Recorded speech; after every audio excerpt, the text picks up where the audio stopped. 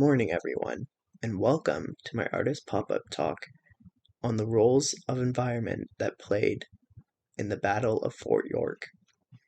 I'd like to start this off with a quick land acknowledgement as we're on First Nations land. The City of Toronto acknowledges that we are on the traditional territory of many nations, including the Mississaugas of the Credit, the Chippewa, the Haudenosaunee, and the Wendat people, and is now home to many diverse First Nations, Inuit, and Métis people.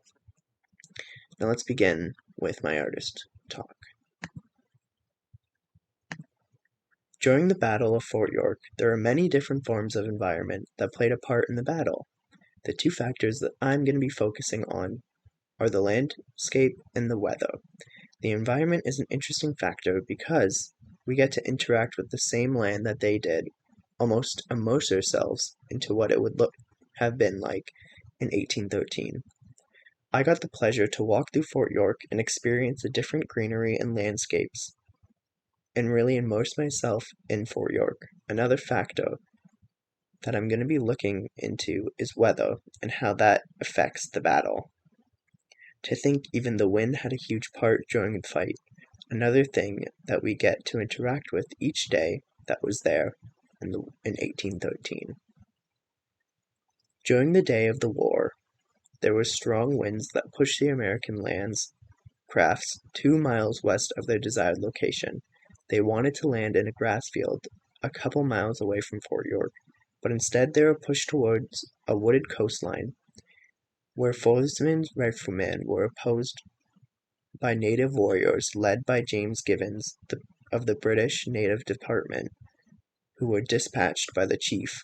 Later that wind helped the explosives gain more ground when Major General Sir Reginald Sheaffe retreated eastward and blew up the fort's gunpowder magazine, turning the battle.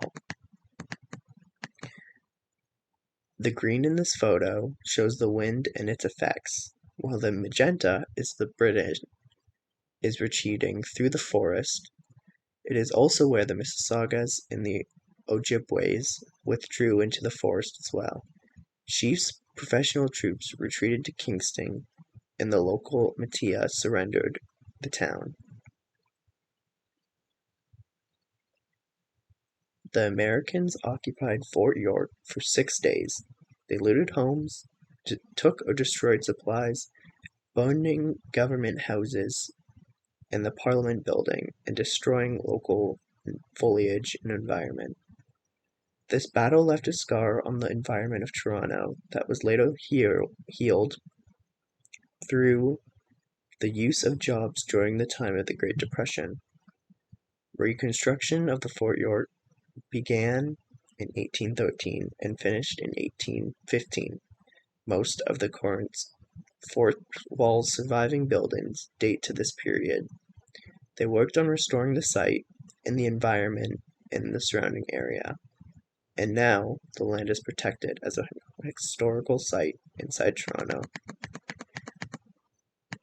When the American forces did breach Fort York, they did so in the Western Wall. British General Sheaffe ordered the destruction of their army, but soon they were overrun more than 3-1. So that is where the general decided to use the gunpowder bomb.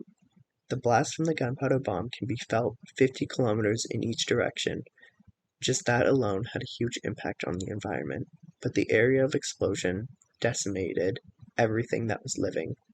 Luckily for the British soldiers, the forest was huge, so it made retreating easier even after the bomb blast. But there was something good that came from the environment after the explosion, and that was the richness that was returned to the soil through the decomposition of the debris. The location of the battle was in the western Great Lakes region, the Niagara region, and the St. Lawrence region, which allowed for the British to pin the American soldiers in between them and the lake, but even that wasn't enough to stop them. During the early years of the peace signing, Fort York played a significant role in the economic and social development of the small backwoods community. The army, however, did not abandon the site at the time. but used it for training, barracks, office, and storage until the 1930s. They saw the fort as a great vantage point to keep for future incoming invasions. Some military activity even took place at Fort York during World War II. Today, its defensive walls surrounded Canada's largest collection of original War of 1812 buildings.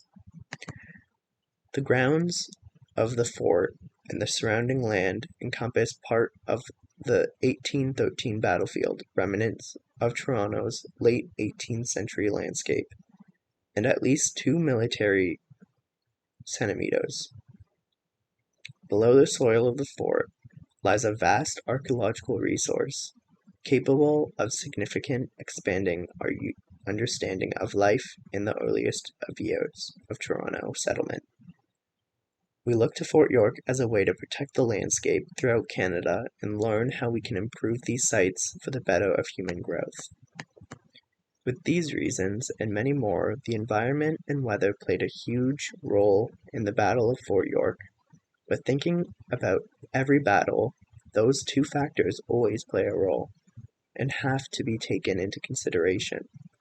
We can show thanks to these by restoring the foliage that was destroyed and returning the site to its glory that it was before any fight, because it's important for us to be able to immerse ourselves into history, and being able to stand in the same location is an outstanding way to do so.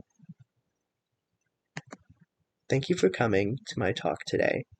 Hopefully you learned something, and I hope that you have a great rest of your day. Goodbye.